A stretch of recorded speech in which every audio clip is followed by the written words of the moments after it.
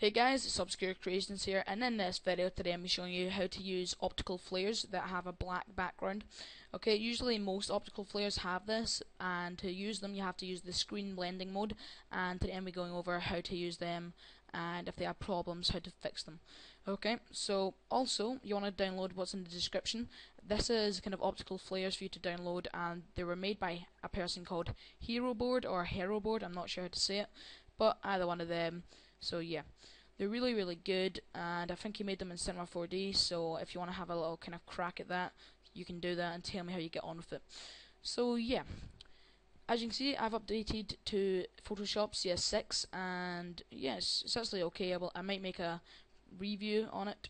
It's not much different from CS5. Okay, so let's get started. First of all, considering you've already got a graphic loaded, which I don't, so let's go ahead and make one. 1280 by 720 pixels, aka HD, and let's go ahead and we'll make the background kind of black. Let's go ahead and make it black. Okay, and then what we'll do is we'll go ahead onto the text, and let's change that color to red at the moment, just so we can see it on the black background quite well. I think black and red are colors that go together quite well. Okay, so let's go ahead and make the text say anything you want. So I'm going to make it say obscure, and then we'll go ahead and resize that. Let's make that a bit bigger. There we go. Usually I use 3D text that I've rendered out, but just for this tutorial, to make it shorter, I'm just going to be using 2D text. Okay, now let's go ahead and centrally align this.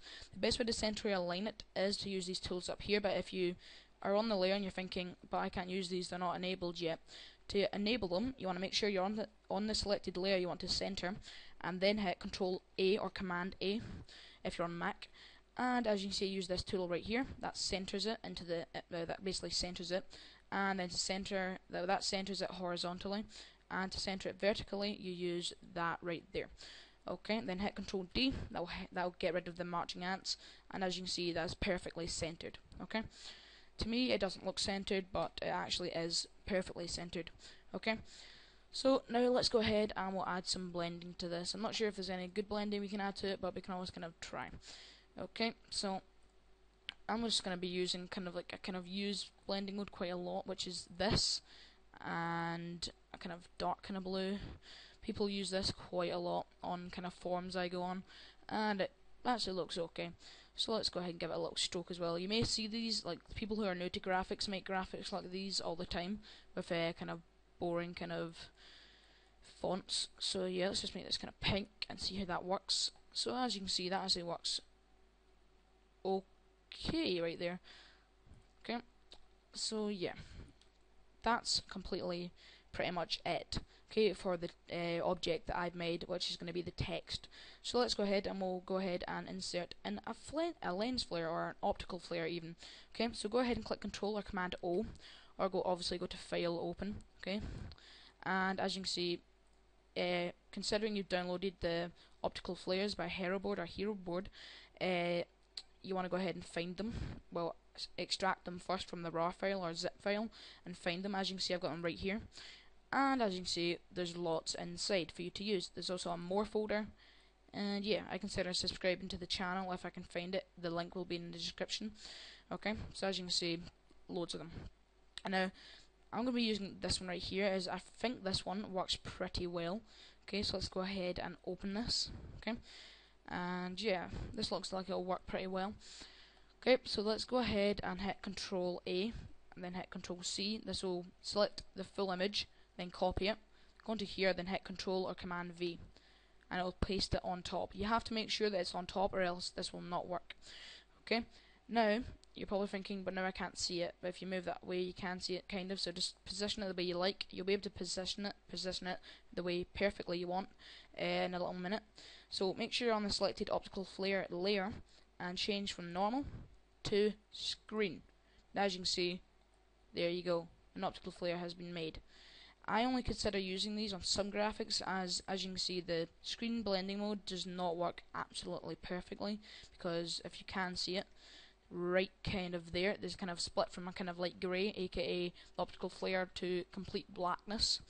Okay, so there is actually a way you can fix this, which I'll try to show you right now. Sometimes it doesn't work though. Okay, so let's try remove this right here to make it perfect. But this does actually dim out the optical flare by a significant amount. Okay, so to do this, make sure you're on the optical flare layer and go down to here. Okay, and then click it, and then go onto the levels. Okay, and as you can see, this levels property should appear, this protocol kind of thing right here.